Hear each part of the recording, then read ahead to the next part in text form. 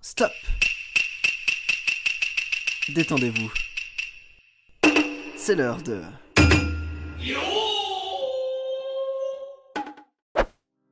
Bienvenue dans la pause sumo. On arrive à la moitié du tournoi, et en une semaine je ne retiens qu'un seul nom, Tochinoshin. En effet, le géorgien est sur une série de victoires depuis le début du tournoi, le menant en 7-0 au jour 7. Tout n'a pas été de tout repos, notamment contre Yu Takayama où il a dû gagner à la dernière minute.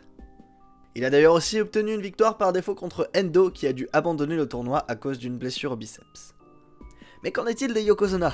Eh bien ils ont tous les deux été vaincus une fois. Kakoryu au 4ème jour contre Shohozan et Akuho au 6ème jour contre Abi. Kakoryu semble un peu en difficulté, malgré un score de 6-1, ses combats ne sont pas toujours très propres et il a tendance à combattre un peu à reculons. Par contre, du côté de Hakuho, mis à part sa défaite au jour 6, il est expéditif. Tous ses combats se finissent très vite, avec une exécution chirurgicale de ses mouvements. Les battles sont souvent très rapides, on n'a pas tout le temps de tout voir, et ses adversaires non plus, ils n'ont pas le temps de réagir. Passons du côté de l'Oozeki du tournoi, Goeido. Il a du mal à sortir la tête de haut, il est en 3-4. Après avoir perdu contre Endo au 3ème jour, on en avait parlé la dernière fois, il tombe de nouveau face à Tamawashi, Chiyotairyu et Abi. Du côté des autres lutteurs, Chiyonokuni et Daishomaru sont aussi en bonne forme avec un score de 6-1. Quant au rookie Kyoku Taisei, eh bien il s'en sort très bien, il est en 5-2.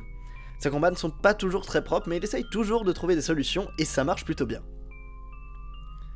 Voilà pour ce point de vue à une semaine. La tendance se forme déjà, Tochinoshin est en première place, suivi par les Yokozuna et deux autres lutteurs de Maegashira.